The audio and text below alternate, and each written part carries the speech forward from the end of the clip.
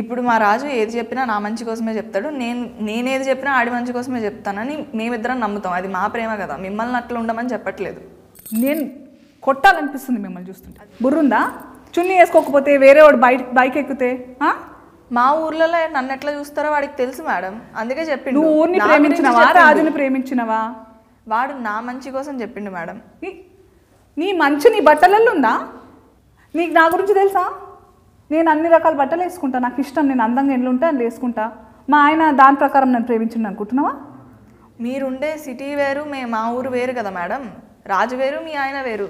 మళ్ళీ ఏమన్నా అంటే ఊరు అంటావు, అందులోనే మరి ఉంటావా? నీకు సిటీకి రావాలని లేదా?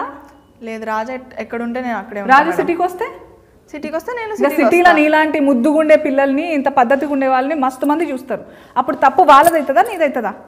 రాజుతో కాకుండా ఒక్కదాన్నే బయటికి రావడం నా తప్పే అవుతుంది కదా మేడం. ఇట్లా తయారైనవేంది నీకు? అసలు సిటీ అంటావు కానీ సిటీలో కూడా ఎంత మంచి ఆడవాళ్ళు ఉంటారు, ఎంత మంచి ఆలోచనలు భావాలు ఉంటాయి. అదేదో మనందరం కలిసి మగోళ్ళకి శత్రువు అయినట్టు నేను మగజాతికి శత్రువులాగా మాట్లాడతలేను. కానీ ఇట్లాంటి వాళ్ళు ఉన్నారు కూడా, వాళ్ళకి అర్థమవుతలేదు ప్రేమ అనేది ఏందని.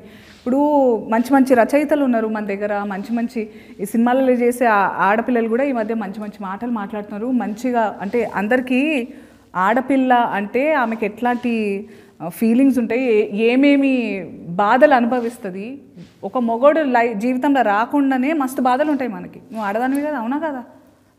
మనకి పీరియడ్స్ వస్తాయా?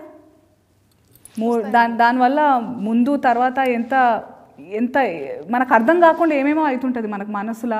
తిండి విషయంలో కానీ, ఆలోచన విషయంలో కానీ, బట్టల విషయంలో కానీ, వాతావరణం విషయం కానీ అన్ని ఎఫెక్ట్ అవుతుంటాయి మనకి. ఇప్పుడు మనం పడే బాధలు మనం పడతాం మేడం, వాళ్ళకుంటాయి. వాళ్ళకి ఏముంటాయి రాంబాయి? ఇప్పుడు చదువుకోలేదని, చున్నీ వేసుకోలేదు, నా పోరి చున్నీ వేసుకోలేదు అనే బాధ, అదొక బాధ.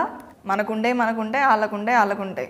ఇప్పుడు చదువుకోవాలని, సంపాదించాలని, కుటుంబాన్ని చూసుకోవాలని, ఏం సాధించకపోతే మగోన్లా కూడా చూడరు, ప్రేమించిన అమ్మాయిని పెళ్లి చేసుకోలేరు. ఇట్లా వాళ్ళకుండే సమస్యలు మనకుంటాయి. ఆ బాధలకి ఇవన్నీ బాధలు మనకుంటూ ఇంకా ఈ బాధలు కూడా ఉంటున్నాయి కదా రాంబాయి. వాళ్ళకి మొన్న ఒక పిల్ల మంచిగా అడిగింది, ఈ పీరియడ్స్ అనేవి మొగలకు కూడా రావాలి అని.